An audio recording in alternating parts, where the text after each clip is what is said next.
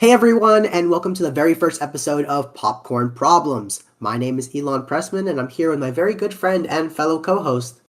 Nicholas Pasco.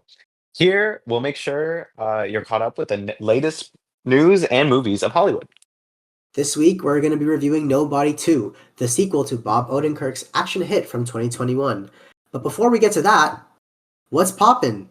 That's our first ever segment where we're going to run through the biggest movie stories of this week.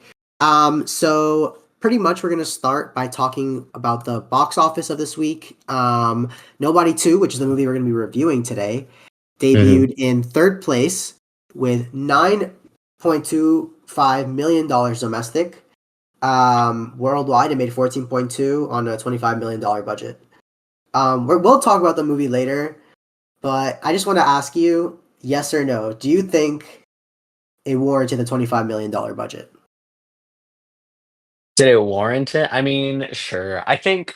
Well, I guess that's kind of talking about the movie a little bit, so I won't like go too into depth. But did it warrant it? Sure. I mean, I thought like the action pieces were complex enough and like were pretty pretty well shot enough to a point where I was like, yeah, I could see the 20. I'm like, honestly, I'm surprised that it was 25 million. Like in Yeah, in this day, I 25 honestly, million.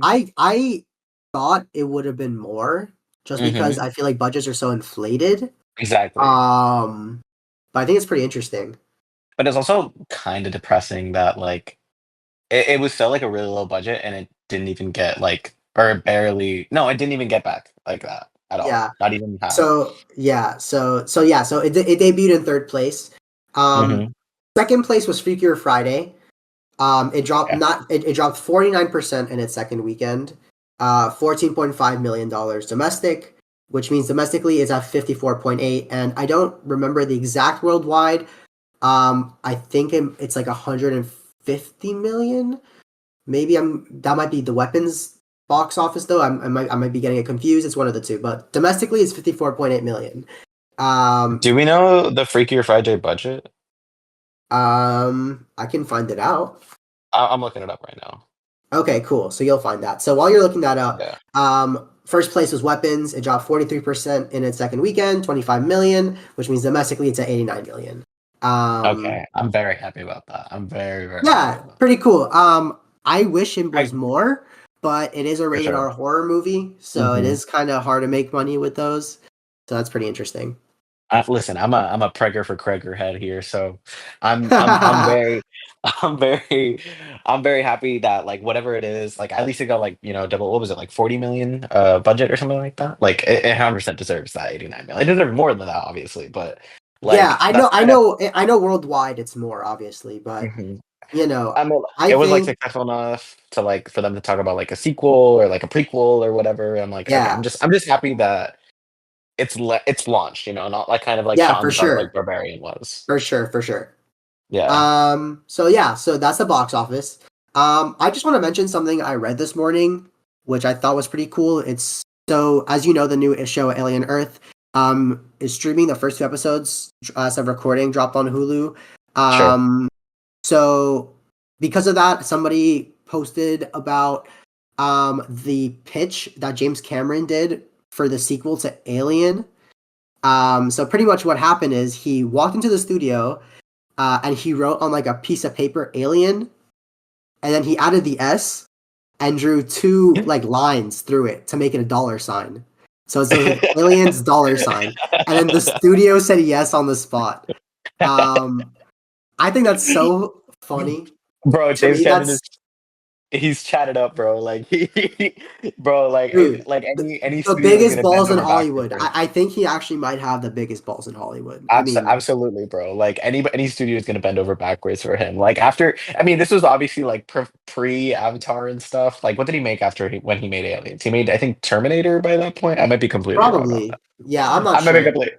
But like, yeah, I mean, honestly, like that's the dream, right? The dream is just to, like walk into any studio, and be like, "This is the movie I want to make, and I want to make it however I want to make it." And they'll be like, "Yeah, absolutely, 100%. You're That's James so. I Cameron. don't You know. can just do I it." thought. Yeah. So He's their golden child. He's their golden yeah. child, So bro. the Like, budget for that it's, movie, by the way, for context, yeah. 18.5 million, and it went on to earn 180 For what movie? million. Sorry. for Aliens, like the sequel. Damn! For Aliens, it Yeah, was 18.5 million? That's yeah, and it earned crazy. yeah. It earned almost like 10 times that much. So That's that's pretty insane. Yeah, cool. I mean, that's that James Cameron touch, bro. That's why he made Titanic. That's why he's obsessed with fucking sinking ships, even though he's barely not one. He's barely one. Um, Bruh, that's Um, crazy. yeah. So the last like piece of like news or something interesting, I guess that I found interesting today. Sure. Do you remember the app Quibi? Yeah, that's that one like portrait film, like Yeah, yeah, like the portrait mode. vertical, Yeah. like the Yeah, TikTok, yeah, yeah, like yeah. movie app. I So got you. that app it lost $1.7 billion and shut Damn. down in Oh my 2020. god. Oh my god. I didn't know it was that Um, much. Holy cow.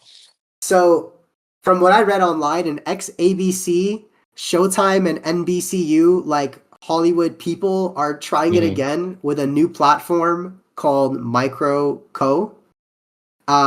It's 1 to 3 minute like vertical, I guess, like movies. And one of them is called, and I quote, "Pregnant by my ex's professor dad." Oh god. Oh Um, my god. That sounds like that one Jenna Ortega movie that came out last year where she was like a student and then she had like the teacher. Yeah. yeah. No, I mean, Bro, what I the just fuck? that's so amazing. I mean, that's Oscar worthy. The thing is, So honestly, like I don't think that's a bad idea. Like I don't think the like vertical video way of like telling story, like I don't think that's a bad idea. I've seen a lot of stuff like that, like in terms of like videos or just like not films because I haven't seen like an actual film. I'll kill myself before I see a film in vertical mode. But oh my like, God. dude, oh my god. But like I've seen like videos and stuff like are meant for vertical mode and that have done sort of like very interesting things with that sort of I guess aspect ratio is what you would call that. And I think it could be done, especially like with like TikTok and stuff and like Instagram Reels. Like it could be done, but I just don't know if you could like I don't know if there's a way that you could do that in the sense of like making it like this like budget like thing Well, like a limited time studio I behind didn't it. mention the best part about this Oh, app. okay. Okay, what's that? It's made with AI content. So you're watching AI content. I'm checked out. I don't care anymore. I don't care anymore. Never mind. Yeah, Forget it's everything I said. yeah, No, bro, so, that sucks. yeah. I needed to let you finish your tangents until so I could say that. Sure. It's modeled after the like the micro drama market in China, which is valued at like $7 billion. And it launches in 2026. So we will be watching. Yeah, I'll watch it like once or twice to like see what's up maybe, I and then I'll gotta be see like I'm good. pregnant. Yeah, I gotta see pregnant by my ex's professor dad. I mean, wow, Listen, we will be there day one. Day one for absolutely. pregnant for my ex's professor's dad. Yeah. What- Okay, so that brings us to the end of what's poppin', and that's gonna lead us into what we watched. Very simple. We're gonna talk about one or two things that we watched in the past week. I'm gonna go first. I'm Sure. gonna start with Alien Earth, which I've mentioned earlier. I actually Mhm. just finished watching the first episode. Mm. Um, before I start, have you watched it? Are you gonna watch it? Like, do you know anything about it? I'm I plan on watching Alien Earth. I've only seen Alien 1 and Alien Romulus. I want to watch Aliens, but I also do want to watch Alien Earth. I do plan on watching it, so there is that. Yeah. So I'm in the same boat as you. I've only ever seen Alien and Alien Romulus. I really liked Mhm. both. So when I saw they were going to make a TV show about it, I was definitely going to check it out. And I've only seen the first episode, but I'm happy to report it's really good. I really like it. It's very cinematic in the way it's filmed. It's very movie-like. Mm. I'm pretty sure for the Xenomorph, they're using a guy like in a suit. Like I don't think it's CGI, so that's pretty cool. Old school Um, style. I like it. yeah, we get like a few shots of him in the first episode that I watched. Obviously, I'm sure he's Mhm. gonna, is gonna be in more, but it's Mhm. really cool. The main like character is played by Kyle Chandler's daughter, who's playing Hal Jordan in Lanterns next year. Wait, Kyle Chandler, is he the one who died? No. Kyle Chandler is playing Hal Jordan in Lanterns next year. Oh, my bad, my bad. I thought you were talking about Chandler, like the guy from Friends, and I thought he had a daughter, Oh and I no thought no like, no no no no no no. So my yeah, bad, so my bad, that my bad. yeah. So Kyle Chandler's daughter plays the main character, who's essentially I don't know if this is spoilers. I didn't watch the trailers, so I like don't really know what was given away or not. This is not Sure. really. I mean, it's like part of the premise, so I'm just gonna say it. Hmm. Hmm. Pretty much the main character is like it was like a sick child. She was bald, so maybe cancer. I'm not 100% sure. But Hmm. she was dying, and they put her consciousness into the body of an adult, which is in this case Kyle Chandler's daughter, and it's like Interesting. yeah, so it's pretty interesting, like the way she's performing it because it's like a child. It's kind of like in Poor Things. Yeah, yeah. I didn't like Poor Things. I didn't like Emma Stone's performance in Poor Things.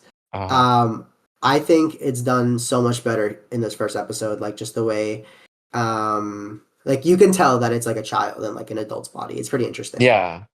Okay, interesting. Yeah, I was gonna ask you like, yeah, what's like the point or the story, I guess, of Alien Earth? Yeah, and it takes place Um, on Earth. Is I guess I think it's the first time that anything in the mhm, Alien universe is on Earth, so that's mhm. cool. And I think then we're Alien learning. Romulus was on Earth for like a second, for like the beginning of the movie, wasn't it? Um, it might have been, or it might have been another planet, but I know like the whole Maybe. thing takes place on Earth, or most of it takes Got you, place on got Earth you. at least. Okay, okay, okay. Yeah. Um, so yeah, pretty cool. I definitely am gonna keep watching. I know the second episode is out right now. We're filming on a Monday, so that means the third episode is gonna come out tomorrow. So Mm. that's pretty cool. Um, I have one more thing that I watched, but let's let you give one. What'd you watch this week? Sure. So this week, I think yesterday or so, I caught both Spider-Man Homecoming and Spider-Man Far From Home on TV, and I just like watched them. That's Um, fire. yeah, honestly, like I think it was another friend of ours, or maybe you, that said like in Spider-Man Homecoming, he just gets his ass saved like the whole time. Like he's very dependent on everyone else in the world around him. I very much agree with that sentiment. I think I I I I think yeah, he's very dependent on the world around him, but regardless, like it kind of helps with I'm assuming everyone, well, obviously. Um it kind of helps with his progression as like Spider-Man to the end of the day. And like the whole series is just like him fucking up like pretty much from Homecoming to Far From Home to I didn't watch wait, what is it called? Oh my God, I can't believe I forgot. No Way Home. I didn't watch No Way. I didn't rewatch that one, but yeah, I don't know. I watching with like fresh eyes, especially Far From Home being like one of my least favorite Spider-Man movies. Um, I just think, in retrospect, I don't think it's like necessarily that bad in terms of the Spider-Man of it, but the Peter Parker story, which is kind of like the whole heart of every single Spider-Man movie, really, really, really, is really faulty in that film. Like just his In whole like which one? story Homecoming or Far From Home? Which one are you talking in about? Far From Home, in Far From Home. Okay, I was gonna Um, say because if you're talking about Homecoming, I have to disagree. But Far From Home, yeah, for sure. No, I think Homecoming, like, his mistakes is the point, and, like, his, I um yeah, the fact that he keeps fucking up, like, is kinda, like, the point of his character and is kinda, like, the lesson that he learns, but, again, I feel like he learns that lesson again in Far From Home, and it kinda loses its effect for me. yeah, and kind of again a No Way Home, but done much better, Yeah, and it done kind much of better and completing his arc. So I'll give it a exactly, pass there. exactly. But Far From Home, is definitely overhated. I think the switch up on like social media has been kind of crazy. Mhm. Um, it's not an awful movie by any standard. No. Mm-mm. It does have its problems as a Spider-Man movie. But yeah, I just think Homecoming is fire. Yeah, I just think it's like the least, I guess, dramatic Spider-Man movie, Far From Home. It's like definitely more on the comical, more of like a filler-esque episode, maybe you would call it. Um, A day in the life type of thing, I feel like. a day in the life type of thing. Yeah, I don't know. I just wish it was I just went like it delved deeper into like because I think they were trying to like make Far From Home about like romance and like about like specifically his romance with Zendaya, which I also thought was kind of out of the blue, especially after watching Homecoming and Far From Home back to back. Like in one movie, they're like in Homecoming, they're like at the best acquaintances, and then the other one, they're pretty much madly in love with each other, which I really didn't like. But regardless of that, like I wish there was more depth into that. I guess we did that with the Raimi movies anyway. Um, but I don't know. I overall I do think it's not a bad Spider-Man movie. Neither of them. Uh-huh. Homecoming obviously is on a higher level for me than Far From Home, but Far From Home is just it doesn't it's not gonna get up. It's not gonna leave past like the bottom 10 ranking of my favorite Spider-Man movies. It's tough. It's tough, not gonna lie. Interesting. Yeah. All right. Well, I kind of agree with the MJ, what you said about MJ and how their romance came Yeah. from nowhere. I think their romance kind of was built like outside of the movies, just with like I don't know if Tom and Zendaya were dating while filming Hmm. Far From Home, but everybody obviously talked like everybody knew that they were because she was MJ. They revealed it Right. at the end of the other movie that she was MJ, Yeah, so yeah, yeah. everybody knew that they were going to be together. But I don't think that the movie Hmm. spent the time developing it. Hmm. Um, but on the other hand, I think in No Way Home they're handled really well. I really like their relationship in No Way Home. Yeah, I think in Um, No Way Home it's definitely a lot better. I think I feel the I guess connection and the chemistry a lot more than in Far From Home. In Far From Home, they're kind of just whatever. I don't know. They're both awkward teenagers, and like that's fine. But sorry, yeah, I feel like I interrupted you. no, you're Continue. good. You're good. So yeah, so I want to mention another thing that I started watching this week. I started watching Sure. the DC AMU, All right. which is the DC Comics like animated movie universe, Mm-hmm. which started with I believe it was Justice League: The Flashpoint Paradox. Very cool. I'm having a great time watching through all these movies. I missed a few of the Batman ones just because they're not on HBO Max for some reason. Why they're not there, I couldn't tell you. Um, You can point your fingers to David Zaslav over there, but nobody's looking. If you know what I'm saying. yeah. So Um. like, yeah. So like, I don't know, but I really like seeing the Justice League together, like working as a team, something that like we haven't seen in the big screen yet. I'm just Hmm. now getting into DC Comics, so I'm not too familiar with the Justice League yet. Hmm. So I just love seeing them as a team. I think they're so cool. The animation is really cool. Reminds me a lot of Invincible, which I love. Which one are you talking Um, about right now? The just in general, like I'm talking about them in general. Like the and latest one. mhm. What? No, I was just gonna say like I think that's interesting the that you mentioned the animation because whenever I see like the DC AU movies, like I the animation for me always feels like very faulty, very low level. Really? For me. Yeah. Interesting. I think I mean maybe it's a lot better like during the action segments because like a lot of what I see are like clips and like a few movies here and there. I haven't seen a bunch. I haven't seen a ton. So maybe like one or two. But regardless of that, like it always feels very stilted, very slow. Kind of like I mean, you mentioned Invincible, like kind of like season two talking Invincible episodes. If you know what I mean, but when I say that. Okay, interesting. Hmm. Interesting. Oh, Um, continue. Sorry. yeah, no, you're good. I just never thought about it like that. But yeah, so the Hmm. latest one I watched was yesterday, which was Justice League versus the Teen Titans, which is really cool. Mm-hmm. Um, Damian Wayne was so annoying in this movie. I'm sure that's the point.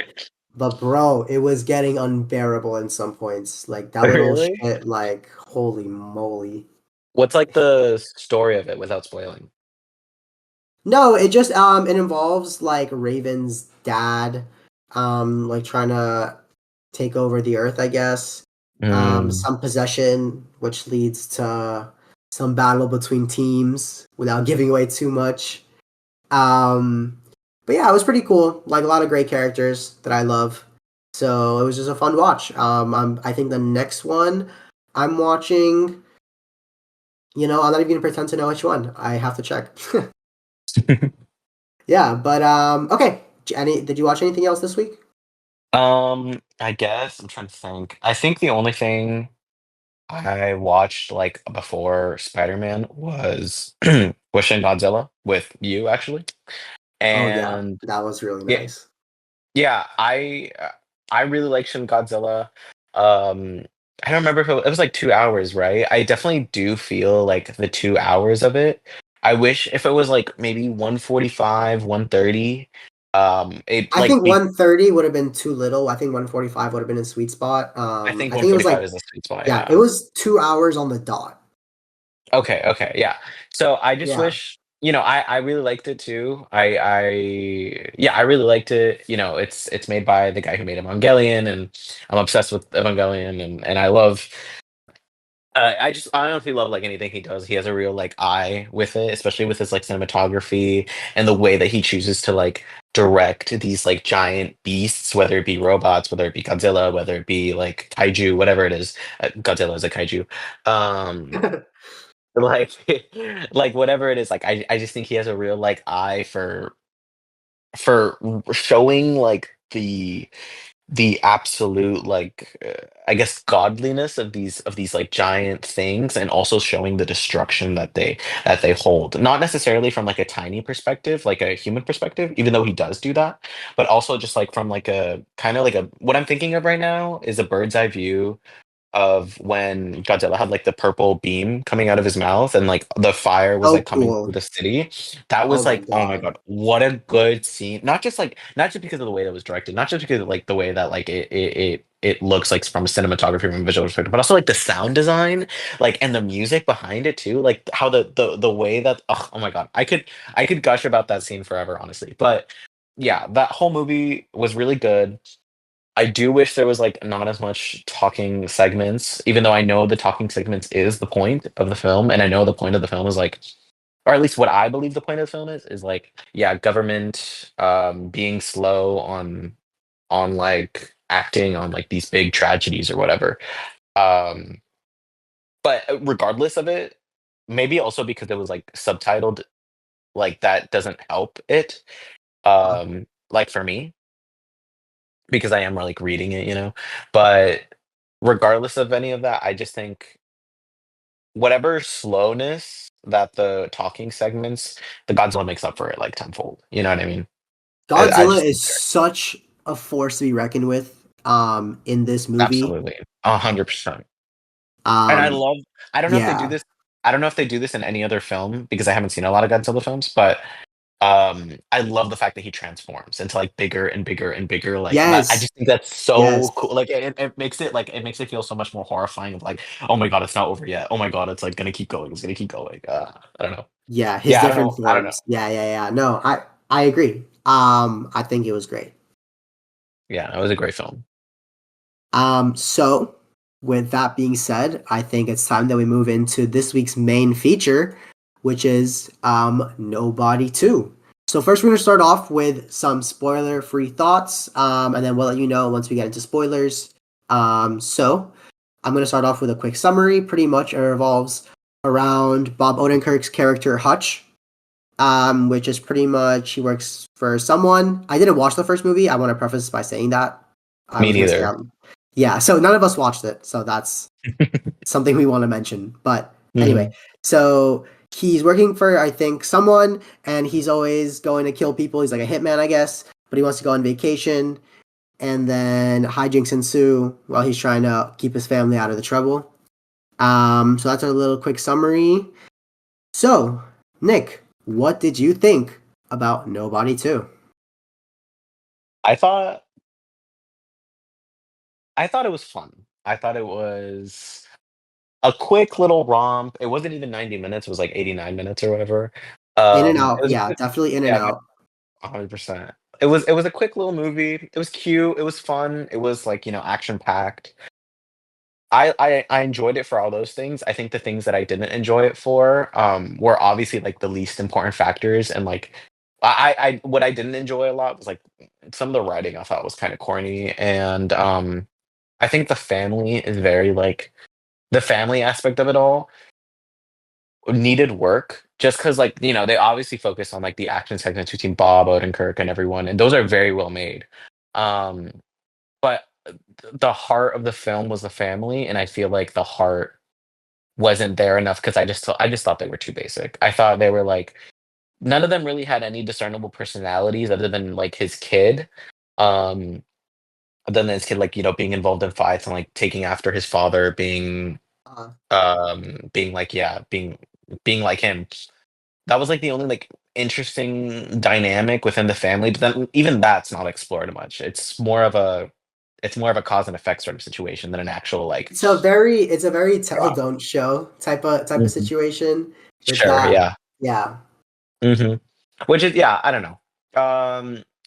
In that sense, I mean, I didn't like it from that, but what are people coming to the film for? The action to see Yeah, to see Bob you're not Odenkirk going there for for the next um Incredibles or whatever. Like yeah, you're not you're going. Yeah, you're going there to watch Bob Odenkirk you're kick not some going there ass. for Scorsese level dialogue, Exactly, exactly. Yeah, I don't know. Yeah. And on the front of Bob Odenkirk kicking ass, I think it very much delivered in that sense. What do you think? So yeah, I think this movie was fine. Um every scene where Saul Goodman was kicking ass, awesome. Every other scene, snooze fest. So Yeah, for real. on Letterboxd, I rated it 2.5 out of 5 That's for fair. that exact reason. There's a decent amount of action in this. I'm very happy about that, and it's all Mhm. very cool. Bob Odenkirk, I assume he's done action before, other than just these movies, because he's pretty good at it. I would say. Yeah. I think he sells it pretty well. hmm Some of like the kicks and the punches are very clearly fake, which kind of is annoying. But I guess that is what it is. Um, as you said, his the dynamic with the family is really undercooked. It's really not fleshed out. They just say everything. Everything is super surface level. The wife just comes and goes as the script needs her to. She's no one, in this For movie. for Like real, she especially. doesn't add anything. She doesn't have any character. You Mhm. know, I couldn't tell you her name. I mean, Oh, me neither. I can't really tell you any of these people's names other than Hutch. Um, they're all pretty much completely forgettable. I think there was like in like the very final scene there was like another girl who was like part of the family, and I was like, were you here the whole time? Who is this person? Like what I completely ignored most of these people yeah, that I didn't do any of agree. the action. No one specifically pops in the movie. hmm Everyone just kind of blends in. Yeah. Um, it's very bland. It's your average action movie made by that company, which is like I think it's the John Wick company, right? So they do like the John Wick movies. They do all those action like Violent Night. They did that movie. All those like John Wick movies. Oh, that Yeah, makes sense. Yeah. they did that one with Jamie Foxx on Netflix. I don't know if you know what I'm talking about. I don't think so. Jamie Foxx has Okay. been in a bunch of Netflix movies, so I can't tell you Yeah, anything. yeah, yeah, yeah. So, it's that. Do you have anything else you want to add before we get into spoilery thoughts? Um, Let me think. Yeah, I just thought it was what you said, pretty much capital fine. Um, it was just a fun romp at the movies that's meant to like bring some I don't know divorced dads in the film who are gonna cry at the end of the film because they missed their kids or some shit, and then they're gonna go home and then not think about it again. It's a Not think movie you about it kind of again. really don't think Exactly. not think about it Yeah, again. Yeah. for sure. For sure. Okay, so with that being said, we're moving to spoiler territory. So if you haven't seen this movie and you plan to and don't want to get spoiled, this is your cue to leave. Um, so I just want to say the villain fucking sucked. That Oh, girl, absolutely. that lady, I couldn't, she was lame.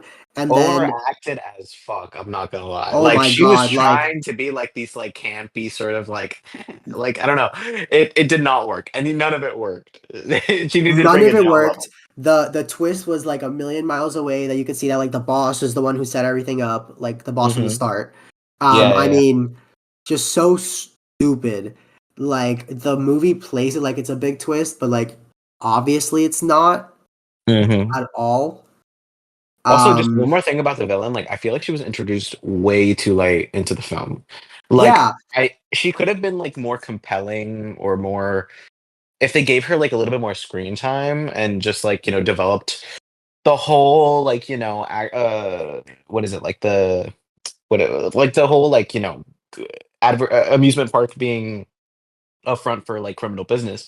That could have been like a more interesting thing if they talked about it more, if they showed more of it, other than like this one warehouse scene with just a bunch of random fucking blocks of money and a painting and whatever. Like yeah, it just felt very like we just need like some villain to do some villain shit. Whatever. Let's just put anything in there. yeah. You know what I mean? Yeah. And then like the cop, not the cop, the I guess sheriff, like the guy who ran the town. That Hmm. character just served, I feel like, no purpose at all. He did nothing. Like the Absolutely. son, I don't know why they had to bring the son back into it after that initial fight. He added nothing. I Hmm. mean, What did you like see? Did you see Naked Gun? Real I did, quickly. yeah, Yeah. Do you remember the machine that like the villain uses to like stop time or no to make everybody go crazy? yeah, Yeah, that's what the sun was. It was whatever. It was a fucking plot device, bro. That's it. And I just yeah. I like how in mean, Naked Gun they called it a plot device. I just think that was funny. yeah, Um, no, they, it was completely useless other than the beginning scene, other than yeah. his like. The whole like idea of the movie kind of falls apart Mm-hmm. once you really think about it for more than 5 seconds. But that's Mm, fine because you're going there for the action, and at the end of for the sure. day, the action is delivered well. Um, what's I'm gonna say my favorite, like I guess, fight scene, and then you could say Sure. yours. Sure. Sure. I Sure. love the one on the duck boat. Yes, bro. Yeah. Um, is that your favorite too?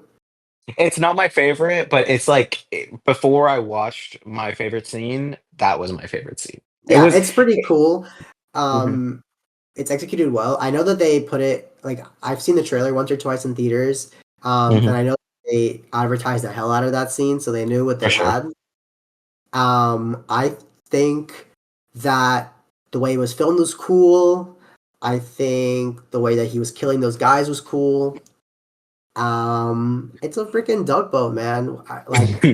I think It's that that's an inherently funny idea for a fight scene. So for sure. Like, yeah. So that's definitely my favorite action scene. What about you? yeah, no, I mean, just real quickly about the duck boat scene. I definitely think like that was the whole point of the movie is kind of like that duck boat scene is like not just a fight scene, but also like to make the fight scenes silly, goofy. It definitely like amped up the Looney Tunes of it. And it showed Yeah, off like, this. it takes place in a freaking like amusement park town. Like it's Mhm, such a mhm. weird, nonsensical location. Like it's campy, but I guess it's interesting. It's like fun. Which So which you know what? It's talking about that real quick. I'll talk about my favorite fight scene in a minute. But I wish they did more with the amusement park town setting because other than like the very final scene that like makes has like all the soldiers like that was like kind of like the real only utilization of it and they I guess they didn't promote it or anything like that but I think an amusement park is like one a very interesting setting to put your stories in like for example like Goosebump Horrorland. um there are other movies that I can't remember right but now. the nut um job too. Oh, you're right. And oh, who can forget Wild Wild Park, the Nickelodeon animated film from a few years ago? Um, Um it's okay if you forgot it. I was completely being a joke. I've never watched that movie. I just know it takes place in an event in a theme park.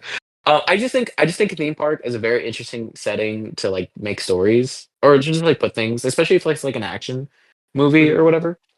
And until that very last segment, like it was very boring. The whole like the setting of itself was very boring until the very end, and then even then, Yeah, I they feel only like they only use it at the end. yeah, They and definitely had even some then, cool I think kills. Like, sorry, keep going. no, I was just gonna say like even at the very end, like I thought it was just like okay, whatever. They're just putting a bunch of bombs and guns, everything. Like the only interesting part of it was like the very beginning when the manager of the park like used one of those like hammer games and then like to like blow up something. I don't know. I was like, okay, that's Oh interesting. yeah, And then yeah, they yeah. yeah, and then they didn't do anything else with it. I'm like, Yeah, whatever. I Okay, like the cool. knife on the water slides. I thought that was a pretty cool Oh kill. yeah, that was fun. That was fun too. Yeah, that was cute. It reminds me of like this movie from on Nickelodeon with the guy who played Henry Danger, Hmm. where he like split up into a million different people. I don't know what it's called. What the Um fuck? but it has to do with a water slide with someone like something happening on a water slide. So it just reminded me of that. I don't know why I wanted to mention that, but there you go. Okay. So, your favorite fight scene in Oh the yeah, yeah, movie. yeah.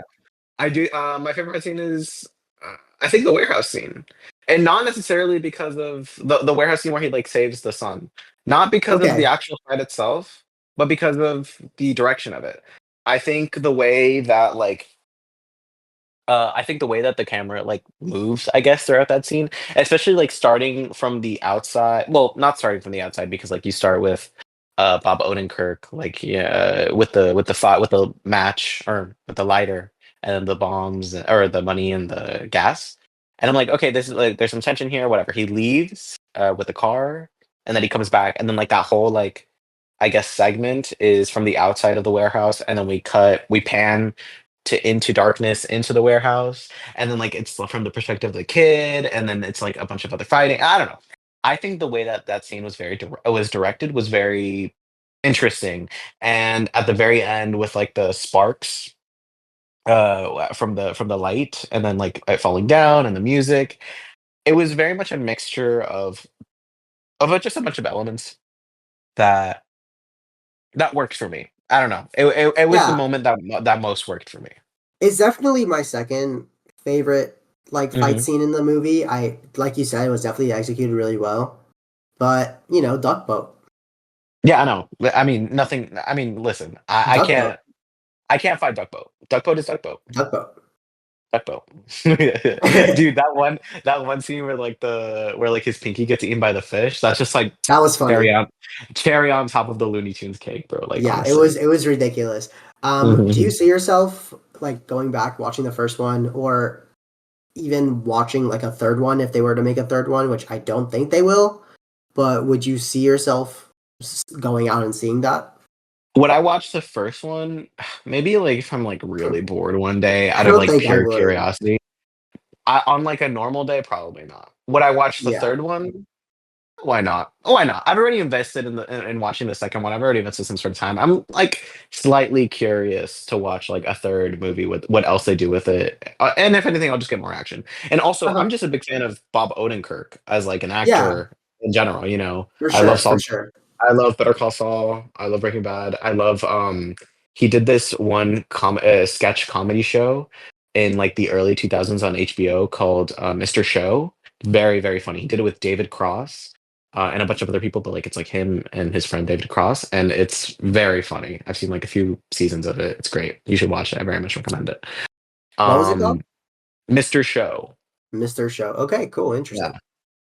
So yeah, and like him as a comedian, I just think I'm a very big fan of Bob Odenkirk and his just like creative process, I guess, of doing things. And I'd watch most, if not all, things that he's in. Um, I guess other than Nobody One, but I'll watch I'll watch a Nobody Three. Who I won't put it past myself to watch a Nobody Three if that comes out. Yeah, I think I'm in a similar boat with you. I don't see myself watching that first one just because Hmm. when it came out, I mean, it came out in like a weird time in 2021 where like Right. movie theaters weren't fully opened. It was still kind of Mhm. COVID, so it was an odd time, movie Yeah. theater wise and world wise. But I don't see myself watching Nobody One. I would probably go and see a Nobody Three.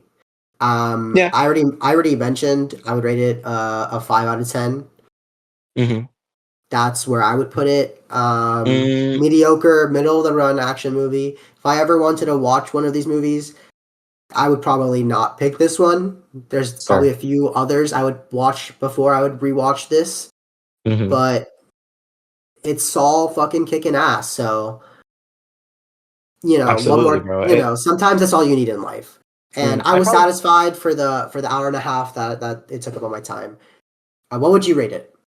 I probably put it like at a honestly like a 4 out of 10. Well, still 4 out of 10? liking it. Yeah, just like the writing and the characters like really killed it for me. The characters other than Bob Godenkirk.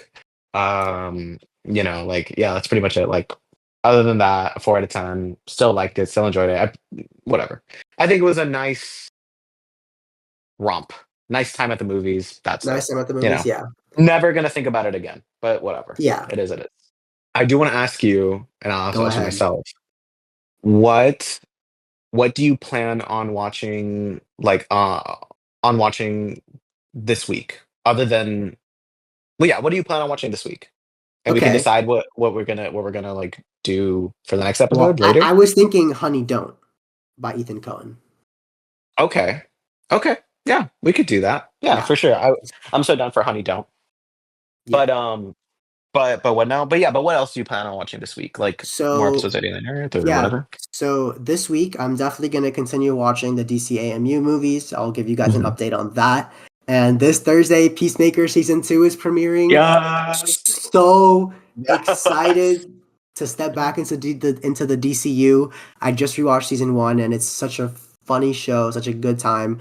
I love Mhm. John Cena in the role. I love Yes, seeing sir. him. I love seeing him on talk shows wearing his outfit, just doing it for the love of the game. He's just doing Like it for the game, bro. He he knows how to play ball. Like that's it. he's yeah. I'm ready. What about you? What do you plan to be watching? I will be watching Superman after this recording again for the fourth time. This time with my family. Oh yeah, Very excited for the fourth rewatch just to see it, I guess, with not fresh eyes because I did see it last week, but whatever. Yes, I will be also watching Peacemaker season 2. Very, very excited. Very nice. excited to where the story goes with that. I've heard a lot of things from John Cena and James Gunn being like the story goes in like these different, interesting, it swerves and this, that, and the other. I'm like, okay, you know what? I'm expecting that. We'll see what happens. We'll see what happens. Yeah, I'm here for it. And and other than that, I do want to watch Alien Earth.